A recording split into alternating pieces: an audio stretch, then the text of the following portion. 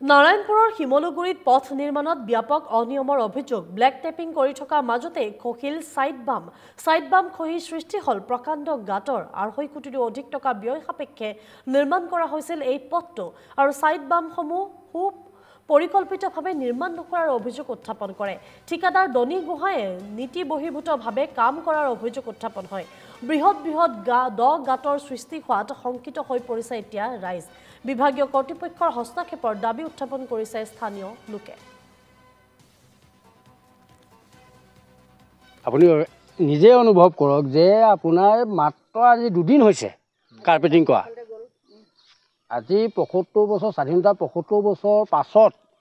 এইটো ৰাস্তা আমাৰ ৰাইজে পাইছে কান্দি কান্দি হাজাৰ হাজাৰ এপ্লিকেশ্যন দিয়াৰ পাছত আজিৰ তাৰিখত মাত্ৰ 3 দিন হোৱাৰ পাছত কাৰ্পেটিং হোৱাৰ পাছত ৰিলিং ব্যৱস্থাটো যে নকৰিলে চাইড বাম দেখিছিলে কেনেকুৱা বৃহৎ গাঁত হৈছে অকল এইটো মাত্ৰ নমুনা ইয়াৰ আগলৈ যদি আপুনি যায় তেতিয়া দেখিব ভয়ংকৰ এটা পুখুৰী হৈছে ৰাস্তাত